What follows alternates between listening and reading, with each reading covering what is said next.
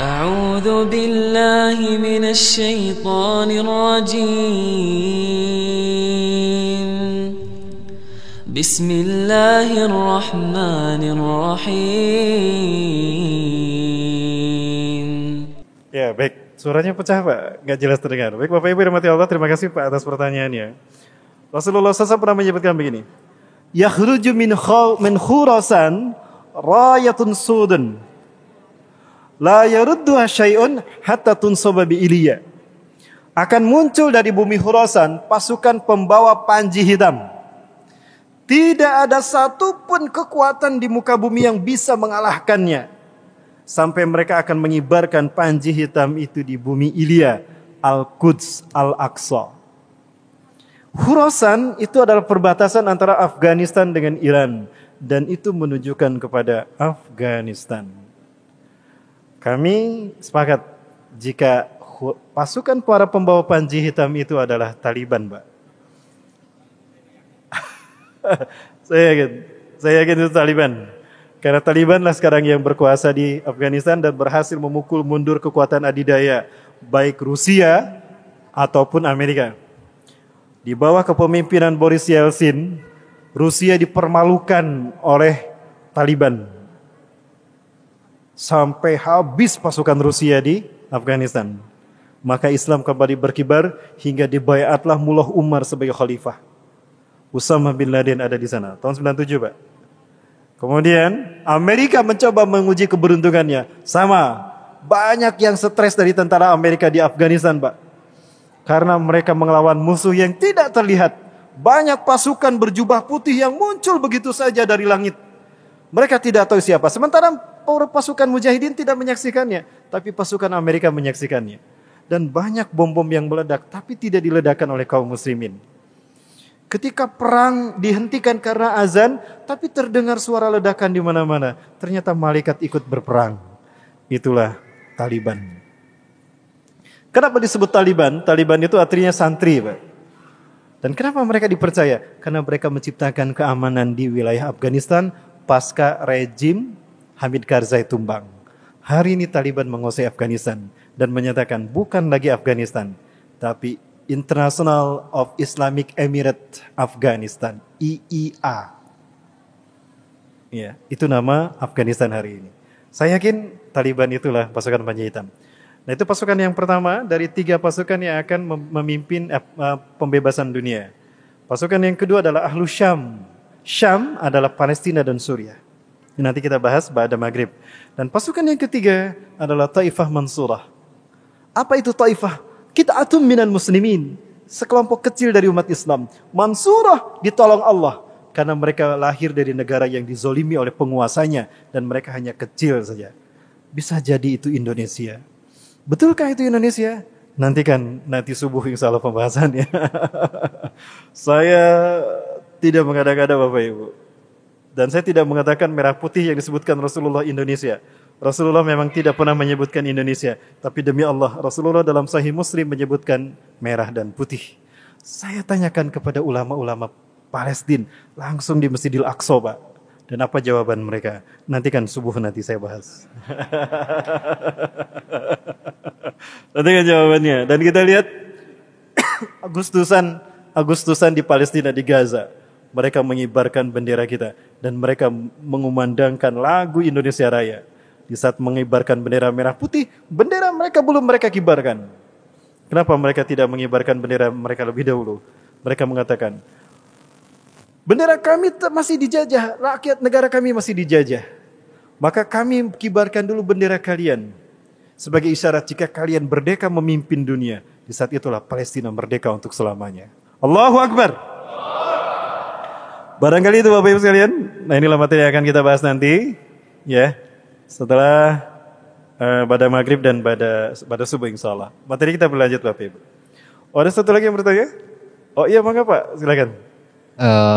Ustadz, apakah ada hubungan antara kebangkitan Islam di Turki dengan negara-negara di Teluk sekarang, Ustadz? Dengan negara mana Pak? Negara-negara di Teluk. Teluk? Oh, negara-negara di Teluk? Iya, negara-negara. Contohnya mana Pak? Negara-negara Arab di Teluk seperti Qatar, Bahrain, dan daerah situ, Ustaz. Ya. Baik, Bapak Ibu Rahmatullah, terima kasih, Pak. Ada hubungannya, Pak? Ya, kebangkitan Turki ini akan menjadi pembuka bagi pembebasan wilayah-wilayah yang ada di seluruh dunia, terutama Jazirah Arab. Ketika Imam Mahdi dibayat, Bapak Ibu ingat Imam Mahdi akan dibayat ketika ibadah haji hanya sedikit dilaksanakan. Aneh sekali, padahal di saat Imam Mahdi muncul, kalau di akhir zaman, berarti umat Islam mayoritas. Tapi kenapa hanya sedikit mereka yang beribadah haji dan umrah? Nah, bisa jadi karena pandemi. Sedikit kan yang beribadah haji. Kemudian Imam Mahdi akan dibayat setelah matinya seorang raja, lalu diikuti oleh pertarungan 3 putra mahkotanya berebut kekuasaan. Baik, saya sebutkan dua hadisnya. Yang pertama, yaktatilus salah satu inda kangzikum, akan berperang 3 orang laki-laki di sisi Ka'bah kalian. Kangzikum itu Ka'bah. Kulum ibnu khalifatin, 3-3-nya putra mahkota, anak raja. Tsumma la yasiru ila wahidin minhum, tetapi salah satu dari mereka tidak berhasil menjadi raja. Karena yang menjadi raja adalah Imam Mahdi. Kalau kita mendengar raja Arab meninggal, lalu terjadi perang antara 3 anaknya, saya tidak tahu. Perkiraan saya apakah antara Muhammad bin Salman, Muhammad bin Nayef dan Khalid bin Farhan, atau antara Muhammad bin Salman, Muhammad bin Nayef dan Al-Walid bin Talal. 3 orang ini adalah putra mahkota. Dan Raja Salman sudah diberitakan sakit-sakitan, ada isu meninggal dunia. Apakah ini isyarat Imam Mahdi akan segera dibayat di musim haji? Wallahu a'lam bishawab. Yang saya tahu, beliau dibayat pasca ibadah haji. Dan hanya sedikit yang berbayat. Dan ketika beliau berbayat, apa yang akan terjadi? Rasulullah menyatakan, perang akan terjadi. Karena akan ada pasukan yang memerangi Imam Mahdi, di saat itu Imam Mahdi menyelamatkan diri. Dan perang pertama bukan melawan Cina, bukan melawan Amerika, bukan melawan Israel, tapi perang melawan Jazirah Arab. Innakum satagzuna jaziratal Arab wa yaftahuha Allah. Sungguh kalian akan memerangi Jazirah Arab dan Allah akan memenangkannya untuk kalian. Summa tagzunal faras wa yaftahuha Allah. Lalu kalian akan memerangi Persia dan Allah akan memenangkannya untuk kalian. Summa tagzunar Rum wa yaftahuha Allah. Lalu kalian akan memerangi Rum, Eropa, dan Allah akan memenangkannya untuk kalian. Summa tagzunad Dajjal wa yaftahuha Allah. Lalu kalian akan memerangi Dajjal dan Allah akan memenangkannya untuk kalian. Kenapa Jazirah Arab diperangi lebih dulu? Karena Jazirah Arab dipimpin saat itu oleh orang-orang munafik. Termasuk wilayah Teluk itu dipimpin orang-orang munafik. Maka beberapa negara di Teluk ini akan menjadi titik yang akan memberikan suntikan kekuatan umat Islam di bawah kepemimpinan Imam Mahdi. Sebut saja Qatar. Qatar adalah satu negara di Arab yang memberikan suplai besar kepada para mujahidin termasuk Al-Qaeda. Kalau Inggris menjadi suaka politik bagi pemimpin yang memerangi Islam dan aliran sesat, maka Qatar adalah suaka politik bagi pejuang-pejuang Islam di seluruh dunia hari ini. Maka tidak menutup kemungkinan Bani Tamim akan muncul dari Qatar. Pemuda Bani Tamim akan muncul dari Qatar. Itu sempat ada pembahasan seperti itu, Kang. Artinya negara-negara Teluk ini akan menjadi pemicu kebangkitan wilayah Arab dan akan menjadi suntikan kekuatan bagi terciptanya kekuatan politik bagi Imam Mahdi. Siapa itu tadi? 3 pasukannya. Ashabul Sud, kemungkinan Taliban, Ahlu Syam, Palestina dan Suriah, Taifah Mansurah, Asia Tenggara. Dan itu dipimpin Indonesia. Itu barangkali, Kang. Jadi ada kaitannya memang antara Turki dengan kebangkitan Teluk. Oh, ibu-ibu mau bertanya.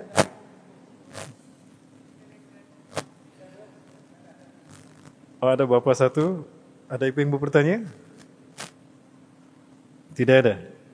Jika tidak ada, terakhir bapak. Oh, ada. Ada ibu-ibu yang mau bertanya, silakan. Assalamualaikum warahmatullahi wabarakatuh. Waalaikumsalam warahmatullahi wabarakatuh. Alhamdulillah, bersyukur hari ini bisa berjumpa Ustadz di sini. Kami jauh-jauh dari kota Pekanbaru. Alhamdulillah. Ustadz, mungkin sedikit pertanyaan saja, karena kita memang sudah sama-sama tahu kita ini berada di ujung sudah di akhir zaman ya. Jadi bagaimana nih Ustadz, kiat-kiat kita untuk, apalagi kami para muslimah, ibu-ibu yang notabene paling banyak di neraka itu adalah para wanita gitu. Jadi bagaimana kiat-kiatnya Ustaz dengan kondisi akhir zaman saat ini? Demikian dari saya. Wassalamualaikum warahmatullahi wabarakatuh. Baik, Assalamualaikum warahmatullahi wabarakatuh. Berbicara akhir zaman, terima kasih Ibu atas pertanyaannya. Ya, terima kasih Ibu juga sudah hadir. Ya, semoga Allah memberikan pahala bagi Bapak Ibu yang sama-sama hadir di sini dan memberikan surga ya, insya Allah. Itu hadis Rasulullah SAW.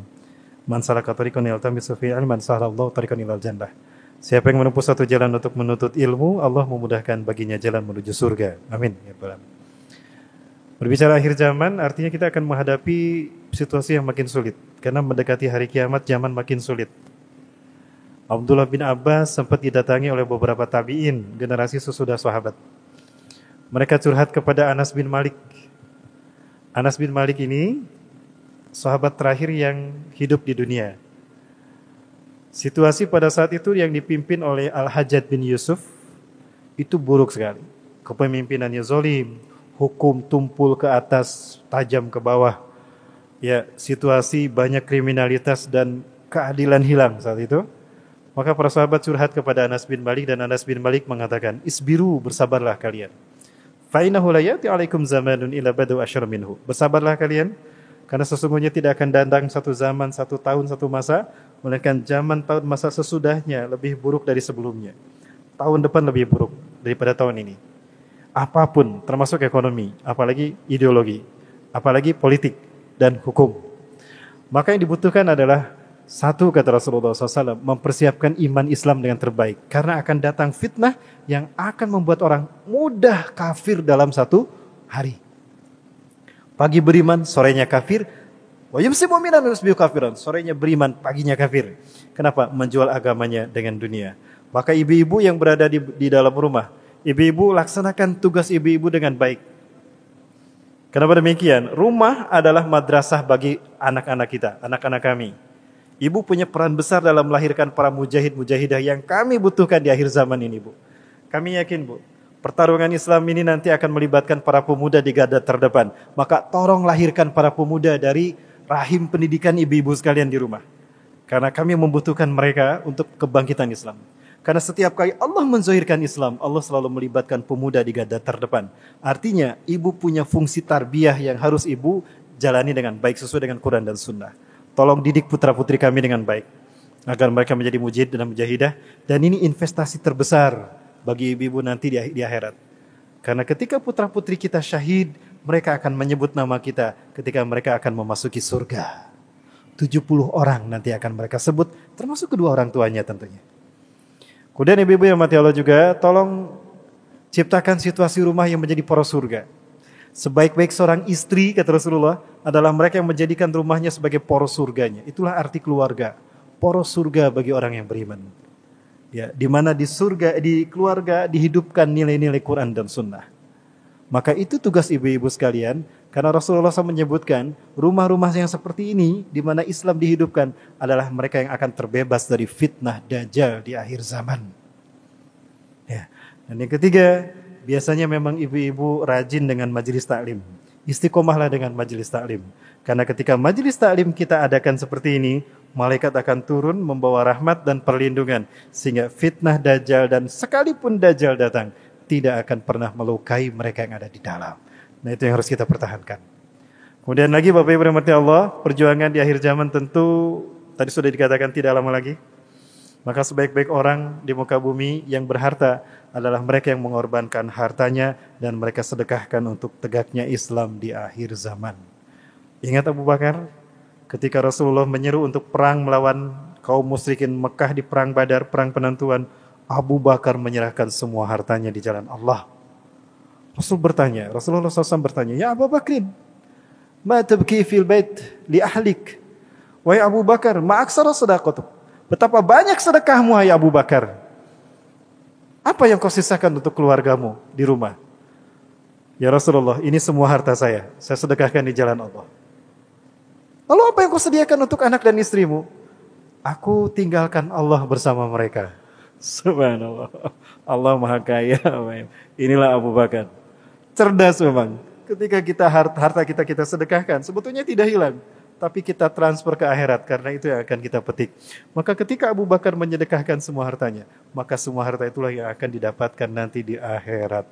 Karena harta yang kita sedekahkan di jalan Allah itu yang tidak akan hilang.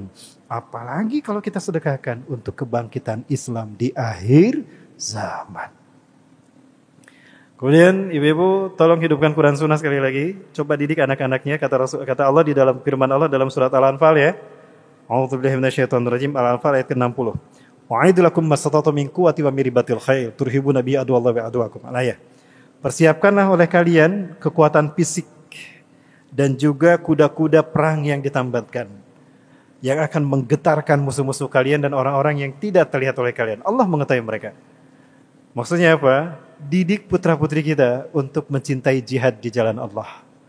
Karena mereka akan lahir dari seorang ibu yang mendidiknya dengan baik.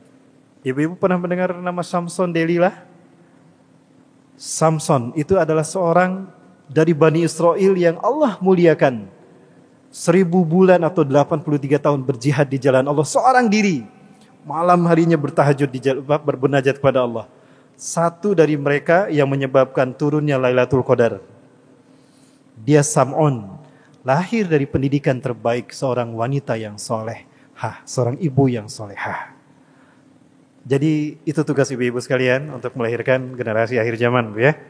Sekali lagi mudah-mudahan ibu-ibu dikuatkan Allah, istiqomah dalam tarbiyah di rumah untuk melahirkan generasi mujahid mujahidah. Kami membutuhkan mereka, Bu. Karena tidak lama lagi Indonesia pun sama. Kita akan menjadi Taifah Mansurah insya Allah. Amin. Amin ya rabbal alamin. Pasukan Imam Mahdi ya. Itu barangkali Bu, mudah-mudahan terjawab.